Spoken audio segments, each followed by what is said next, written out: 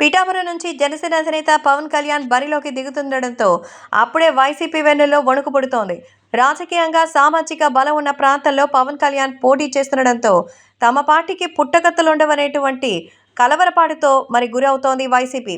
పవన్ ప్రభావంతో పార్టీ తుడిచిపెట్టుకుపోతోందని ఆందోళనతో బేజారెత్తుతోంది. ఈ నేపథ్యంలో పవన్ లక్ష్యంగా వైసీపీ పావులు కదుపుతోంది. ఆయన్ని ఎలాగైనా ఓడించడమే ధ్యేయంగా అయితే కుట్రలు పన్నుతోంది. కోట్లు కుమ్మరించడం దగ్గర నుంచి ఓటర్స్ని అన్ని విధాలా దారికి తెచ్చుకునే వరకు రకరకాలుగా పన్నాగాలు పన్నుతోంది. స్వయంగా రాష్ట్ర పార్టీ ముఖ్య నేత నియోజకవర్గంపై గురిపెట్టి పవన్ ఓటమికి వ్యూహాలు రచిస్తున్నారనే చర్చ జరుగుతోంది. ఇందులో భాగంగానే నియోజకవర్గాన్ని ఇప్పటికే వైసీపీ 3 ముక్కలు చేసి ముగ్గురు కీలకమైనటువంటి నేతలకు అప్పగించింది. వీరి ద్వారా బేరసారాలు, ప్రలోభాలు అమలు చేస్తోంది. అటు సీటు చింపేసి కొంతకాలంగా పక్కన పెట్టినటువంటి ఎమ్మెల్యే దొరబాబుని సైతం పవన్ కళ్యాణ్ ఓటమికి వాడుకునే స్కెచ్ వేసింది. రాష్ట్ర ముఖ్య నేత, సామాజిక వర్గానికి చెందిన 2 కీలక నేతలు పవన్ ఓటమికి ఏవేవో ఎత్తులు వేయాలో జిల్లా కేంద్రం మకాం వేసి మరీ పర్యవేక్షిస్తున్నారు. త్వరలో ఇక్కడ పంపకాలకు వీలుగా కడప నుంచే బృందాలను సిద్ధం చేశారు.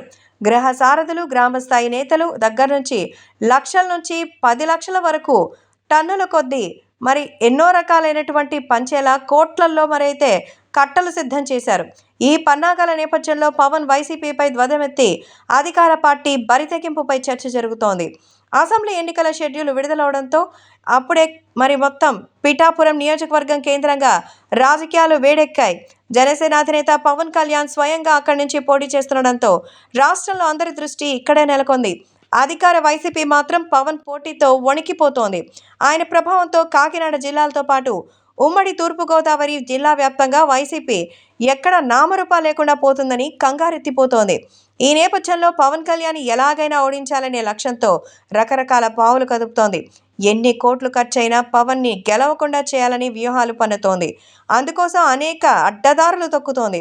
వాస్తవానికి ఎన్నికల్లో పవన్ పిఠాపురం నుంచి పోటీ చేస్తారనే విధానాలతో కొన్ని నెలలుగా వైసీపీ కుయుక్తులు అయితే తెరతీసింది. దొంగ ఓటర్స్ని నమోదు చేయడం దగ్గర నుంచి అనుకూలమైనటువంటి ఆర్ఓలు నియమించడం కోసం వరకు పలు రకాలైనటువంటి అధ్యయనాలకు పాల్పడింది. అక్రమాలకు పాల్పడుతోంది. తీరా ఇప్పుడు పవన్ పోటీ ఖాయమవడంతో మరింత బరితెగించింది. అందుకోసం అధికారం అంటతో అడ్డగోలుగా సంపాదించిన డబ్బు ఎంతైనా వెచ్చించడానికి సిద్ధమవుతోంది. బూత్ స్థాయి నుంచి క్లస్టర్, గ్రామం, మండల స్థాయి వరకు పార్టీ గృహ సారథులు, అలాగే మండలం, గ్రామస్థాయి పార్టీ ముఖ్య నేతలకు బండ్ల నుంచి దాదాపు 1,00,000 నుంచి 10 లక్షల వరకు చేతికి అందించాలని నిర్ణయించింది.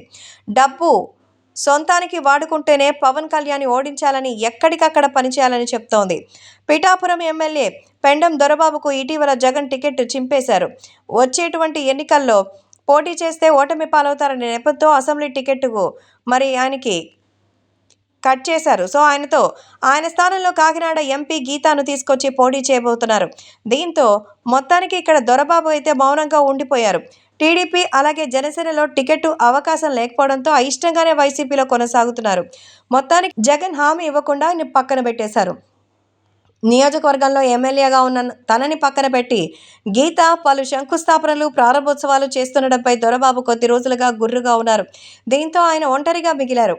పిఠాపురం నుంచి పవన్ పోటీ చేస్తున్న నేపథ్యంలో ఇన్నాళ్లు దూరం పెట్టిన దొరబాబును వైసీపీ మళ్లీ దగ్గరకు చేర్చుకుంది. స్వయంగా సీఎం జగన్ తాడేపల్లికి పిలిపించుకున్నారు. పవన్ ఓటమికి కృషి చేయాలంటూ దిశానిర్దేశం చేశారు. ఇదే విషయాన్ని తాడేపల్లి నుంచి బయటకు వచ్చిన తర్వాత దొరబాబు ప్రకటించారు. ఈ నేపథ్యంలో పవన్ ఓటమి లక్ష్యంగా పనిచేయాలని సీఎం చెప్పినట్టు పేర్కొనడం విశేషం. మొత్తానికి పవన్ ఓడించడం కోసం త్వరలో పిఠాపురంకి భారీగా కడప బృందాలు కూడా తరలి వస్తోంది. మొత్తానికి పవన్ కళ్యాణ్ ఒక్కరిని ఓడించడానికి దాదాపు 5 నుంచి 10 మంది ముఖ్య నేతల్ని దించి అక్కడి నుంచి మొత్తానికి టార్గెట్ చేస్తున్నారు.